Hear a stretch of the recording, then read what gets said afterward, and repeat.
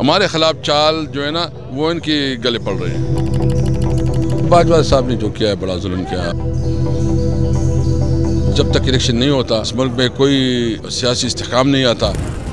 Subscribe کریں اور بیل دبائیں تاکہ کوئی خبر رہ نہ جائے۔ سر یہ بتائیں کہ آج ایک مدہ پھر آپ آگے ہیں کہ ہمارے استعفے منظور کیے جائیں، تو اچانک کیا ہوا؟ تو پہلے وہ کہتے ہیں منظور نہیں کریں گے، اب وہ انہوں نے منظور کر لیے، اور کیا ہوا کیا ہے؟ اب ایسا کیا معاملہ آ گیا کہ وہ پیچھے چلے گئے؟ خوفزدہ ہے، انہوں نے اس کو سمجھے کہ اس کی موت آئی ہے، سیاسی موت اس کی آئی ہے، اور ابھی ان کی راستہ نہیں ہے۔ اور جو ہمارا مطالبہ ہے، ہم تو دیکھ رہے ہیں کہ جو ہمارا مطالبہ آتا ہے کہ جلدی الیکشن، وہ الیکشن کا ماحول بن رہا ہے۔ آپ کو لگتا ہے کہ الیکشن ہو جائیں گے؟ انشاءاللہ ابھی جو کر رہے ہیں نا، انہوں نے جو اپنی بیوقوفی کر رہے ہیں، جو چال ہمارے خلاف چل رہے ہیں نا، یہ چال ان کے خلاف خود پڑ رہے ہیں۔ یہ اپنے ہمارے خلاف چال جو ہے نا وہ ان کی گلے پڑ رہے ہیں۔ سر یہ بتائیں کہ پاکستان کے اللہ صاحب کے سامنے IMF جو ہے وہ بات کرنے کے لیے تیار نہیں ہے، ورلڈ بینک نے بھی ابھی قرضہ دینے کے لیے تیار نہیں ہے، تو ملک کے جو حالات ہیں وہ کیسے بہتر ہوں گے؟ معیشت کس طرح مضبوط ہوگی؟ اور کیا لگتا ہے آپ لوگ سوچ رہے ہیں پاکستان کے حوالے سے، یا پھر دیگر جماعتیں کیا سوچ رہی ہیں، حکومت کیا سوچ رہی ہے؟ واحد حال ہے الیکشن۔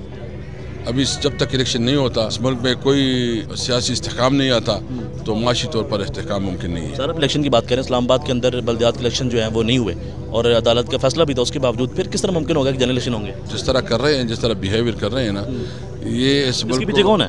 اس کے پیچھے یہ سارے جو PDM لیڈرشپ ہے، ان کو ہر صورت میں اقتدار چاہیے۔ یہ بیسک چاہ رہے ہیں کہ یہ قانون جو ہے نا، یہ قانون کو چینج کرنا چاہتے ہیں، اس نے نیب لاس کو چینج کیے، اس نے اپنی کیسز ختم کیے، اس نے اپنے فائدے لے لیے، بس اس کو فائدے ملے ہیں۔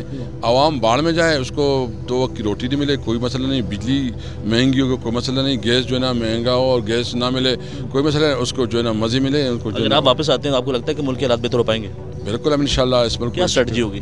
ہم اس ملک کو اس سچویشن سے نکالیں گے، ہم اپنا ایکسپورٹ بڑھائیں گے۔ اور آپ کو پتہ ہے کہ ہم نے جو ٹیکسٹائل ملک کو جو کنسیشنز دی تھی، ریلیف دیا تھا، ہم نے جو کنسٹرکشن انڈسٹری کو ریلیف دیا تھا، ہم نے جو ایگریکلچر کو ریلیف دیا تھا، وہ بہت بڑی ریلیف تھی۔ تو سر یہ بتائیں کہ عمران خان صاحب کی جان کو خطرہ ہے اور وہ واپس آ رہے ہیں، وہ کہہ رہے ہیں میں عوام میں آؤں گا، تو آپ کو نہیں لگتا کہ احتیاط کرنی چاہیے؟ احتیاط تو کریں گے، لیکن عوام کے بغیر تو نہیں ہو سکتا، عوام میں ضرور آئیں گے۔ تو اب باجوہ صاحب گمنام ہو چکے ہیں، تو اب کیا مسئلہ ہے پھر؟ نہیں، وہ باجوہ صاحب نے جو کیا ہے بڑا ظلم کیا ہے، اس نے اس ملک کے ساتھ اس کی جو تاریخ ہے۔ خان صاحب نے ظلم کیا، ایسی باتیں میں بتا دوں تو یہ منہ چھپانے کے لائق نہیں ہوں گے، باجوہ صاحب کہتے ہیں۔ بہرحال وہ لوگوں کو پتہ ہے کہ حقیقت کیا ہے اور جھوٹ کیا ہے، لوگ ابھی سمجھتے ہیں۔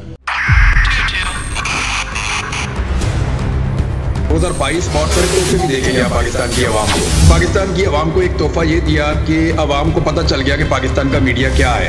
سال 2022 میں سب سے زیادہ دیکھے جانے والا چینل بول نیوز رہا نمبر 1۔ ہم نے بہت سارے شوز اور ٹرانسمیشنز کی، پورا سال مسلسل جدوجہد میں نکل گیا کہ یہ ووٹ آف کانفیڈنس کے پیچھے کون لوگ تھے۔ توڑے ریٹنگ کے سبھی ریکارڈ، سوشل میڈیا پر بھی سب سے زیادہ تیزی سے 2.4 بلین ویوز کا سنگ میل عبور کیا۔ اینکرز کو بھی عوام میں سب سے زیادہ مقبولیت ملی اور سوشل میڈیا پر بھی بول رہا سب پر بھاری۔ سبسکرائب کریں اور بیل دبائیں تاکہ کوئی خبر رہ نہ جائے۔